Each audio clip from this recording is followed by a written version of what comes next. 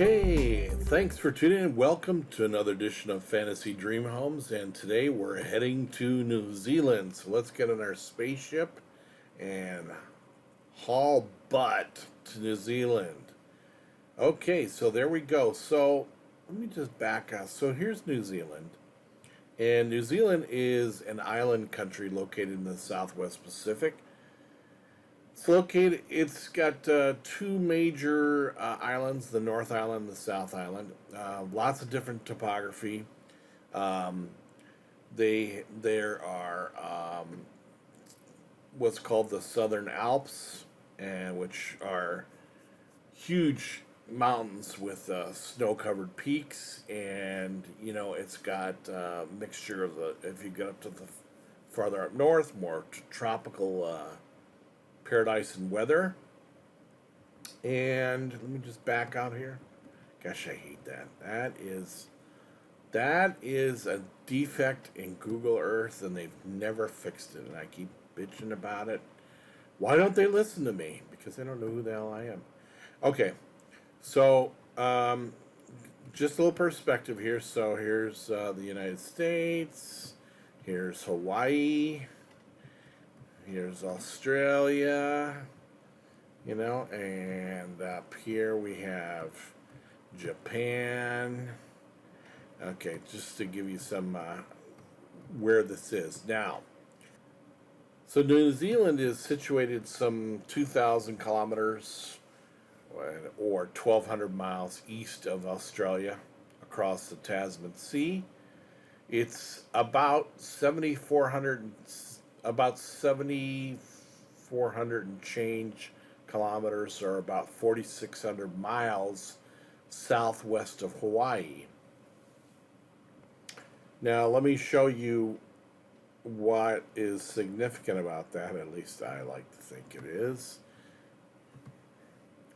This is a map of the the flights Auckland is the largest city in New Zealand, and all flights pretty much go in and out of Auckland.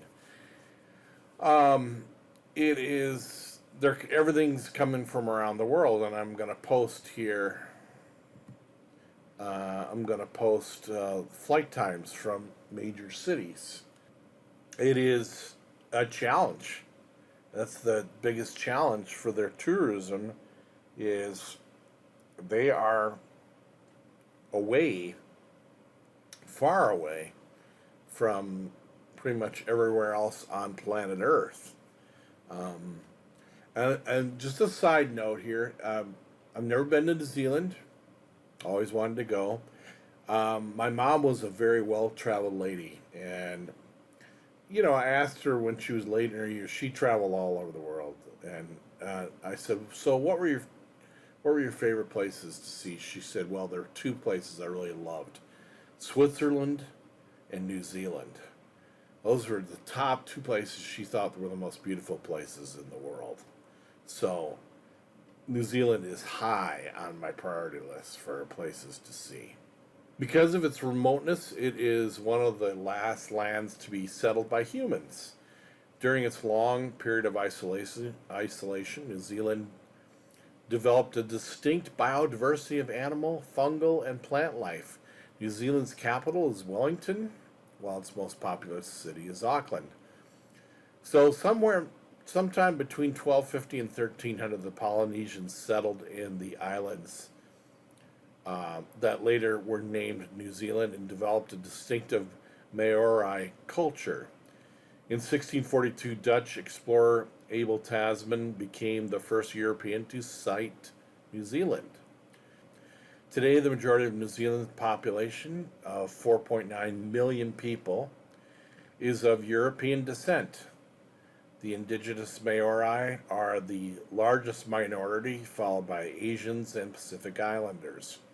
Nationally, legislative authority is vested in an electric unicameral parliament. Unicameral, the only reason I know what that means is because I came from the state of Nebraska, which has a unicameral legislature. It just means that there's one body. It's it's not like a House and a Senate. It's just one legislative body. While executive political power is exercised by the cabinet, led by their Prime Minister, currently Jacinda Ardern. Queen Elizabeth II is the country's monarch and is represented by a Governor General, currently Dame Patsy Reddy. Patsy Reddy. So those are a few facts on New Zealand. Wikipedia's got also this really cool diagram of their migration from Taiwan, and they basically migrated all over. They migrated in canoes, like you see here. They call those canoes, believe it or not. Those are boats. They were excellent star navigators. I read about this a long time ago in James Michener's. He's a historical author of a lot of books, including Hawaii. And that's where I first read about the Polynesians and the incredible voyagers that they were. They moved way before Europeans were moving, way before, the famous explorers like Magellan and Coronado and Cortez. The Polynesians were well schooled in moving about the world, and they went as far north as Hawaii, and they were excellent star navigators. So today we're going to be using the website realestate.com.nz for New Zealand. Okay, we're traveling to Mahurangi East, which is a particular portion of museum, and I gotta tell you, I don't know if it's this website or if it's real estate in general. First of all, I couldn't find another real estate website for New Zealand. Couldn't find any prices. Like, what? No prices? I kept looking and looking, and I kept seeing the houses were for auction. Houses were listed as tendered. Houses were listed as negotiable. But there were no prices. It's like, well, are you kidding me? But no, that's the way they were listed. This particular house is totally worth looking at. I love this house. It's sits on this high promontory point, overlooking the water, and anytime you have real estate that's sitting up high like that, you're going to be very expensive real estate. 4 bedrooms, 5.67 hectares. That's about 14 acres. 1,000 square meters of interior. That's about 10,000 square feet. 1 bedroom and 4 ensuite bathrooms. So it's really 5 bathrooms, okay? Just means that 4 of these bedrooms are going to be connected. 4 of these bathrooms are going to be connected to bedrooms. And they list 11 parking here, but really they only have, you can see it right here. That's a 3-car garage right there. And I guess the reason they have 11 is they figure you can probably put, more cars here in the driveway. Okay? So, briefly, I'm just going to read the first pair of this description. It's a majestic cliff top estate on 14 acres. And there's a question I have. Not only is there no price, but there is no built date. Don't you think people want to know when this was built? Nope, no built date. Also, in their very first paragraph, I'm using their paragraph here, on 14 acres. Somebody tell me, then why are you quoting here in hectares? Wouldn't you just put acres? I'm simply asking, are they doing this to be multicultural, or does it go both ways in New Zealand? People will equally quote acres versus hectares. I don't know. I'm just curious. If anyone knows, put it in the comments for me. Okay, so back to the description here. One of New Zealand's finest statement properties is truly of an international caliber. More than 1,300 1,039 square meters of luxurious comfort with an additional 1,000 square meters of formed outdoor living. Okay, so keep in mind that means you got about 10,000 feet outside and 10,000 feet inside of square feet footage. This palatial resort like home was designed by Hillary Priest Architects. I'm glad they list that, Hillary Priest Architects. Unfortunately, I could not find a website for Hillary Priest Architects. So, come on, Hillary, get on the ball. Get a website. I did see another Hillary listed, but it wasn't a very good website besides. I did see when I looked at the images of the homes, there were some amazing homes by Hillary Priest Architects. So, definitely a fantasy dream home architectural firm.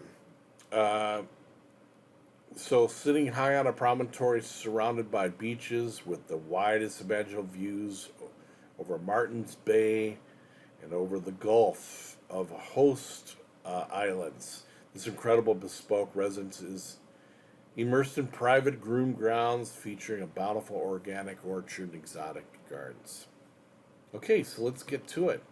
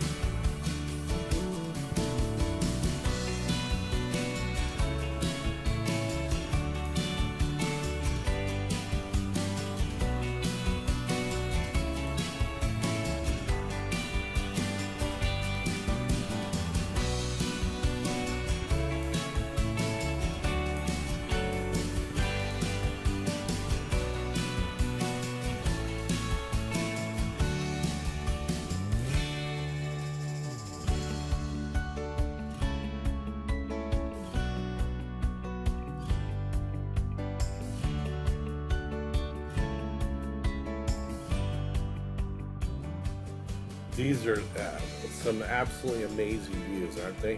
Now, every room has got a view. It's high up on this point. It's all open. It's got to be incredible to live in a place like this. Everything's gorgeous. The woodwork is gorgeous. It's amazing. Look at this curved sitting room right in here. We'll see it in the next picture. And that's a custom-made piece of furniture. They paid a furniture maker to make this piece of furniture to fit this exact room.